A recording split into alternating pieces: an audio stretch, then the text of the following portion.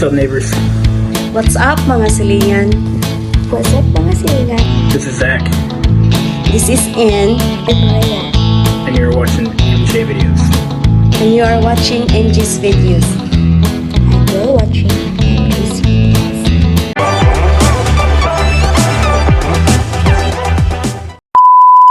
What's up mga silingan? Once again, this is Michael and welcome to my channel. So in this video, I will be sharing with you my step-by-step process on acrylic pour painting. So sa mga hindi po nakakaalam kung ano ang pour acrylic painting po, this would be a very good starting video for you. And this process is so easy, fun, and relaxing, and I'm pretty sure na magugustuhan nyo.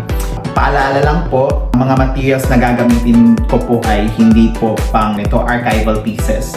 So meaning para murang mga paints lang po. So if you decide to sell paintings po using this technique, I suggest to use high-grade artist acrylic tsaka yung pouring medium na high-grade din. Kasi in this video, yung ginamit ko lang na medium for the pour painting ay DIY lang.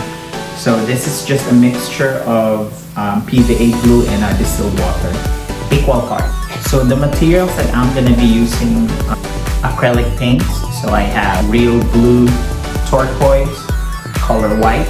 I also have cups for the pouring, torch. Only use the torch if I have to create some cells in the painting. I will show you later, guys, what I'm talking about. Sometimes I use this, sometimes I don't. So it just depends. Silicone lubricant. You can buy this in any hardware store, guys. Madali lang itong hanapin. And also stirrers. You need to have a canvas. Now, if you don't have any canvas or stretch canvas, you can also start with kahit anong plywood lang. Just like this piece right here. This is not a canvas, this is plywood. So, pre-9 ko lang siya. I just painted white primer bago ako nag-pour ng acrylic paint on top of it. So the first process, guys, is to have PVA pouring medium. It consists of PVA glue and water. So since I'm gonna be using 3 different colors, so I'll be using 3 cups as well. So i-mix lang natin yung pouring medium. Ayusin ko muna doon. So equal parts of pouring medium. Tapos guys, lagyan natin ng acrylic paint. Ayun ba? Matigas na yung dulo, guys, kasi hindi ko na siya medyo nagagamit. I also forgot to mention, guys, that you could also use gloves kasi medyo messy siya ng konti. So tinansya ko lang siya, guys. I don't have a specific ratio. Kung feeling ko okay na yung kulay niya, yun lang din yung gagawin ko.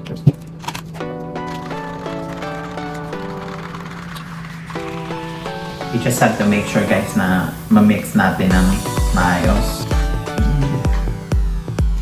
And then the white. So mix lang natin siya, guys. Let's mix it. Make sure na wala siyang lumps or bubbles. So guys, natapos ko na yung preparation. So ito yung blue, ito yung turquoise, white. Now guys, there are a lot of techniques or ways para mag-pour. You could do splash. Sometimes pwede mo ring i-combine lahat ng paint in one cup. Tapos ibuhos mo lang siya ng diretso, tapos i-wiggle mo na lang siya hanggang everything is covered with paint. I am going to start with blue. You know what? I'm going to start with white.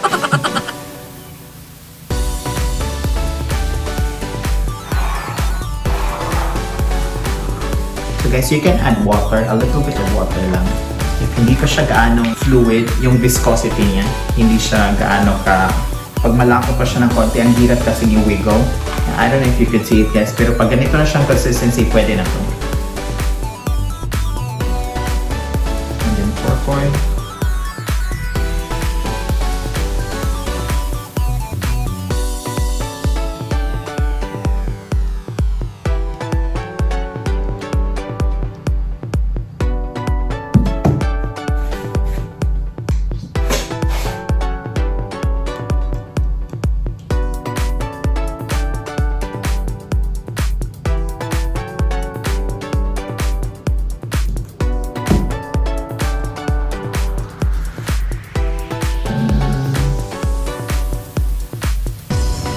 Then wiggle lang natin ulit, guys. Now guys, what I do sometimes para mahiwalay yung white is sometimes I blow on it.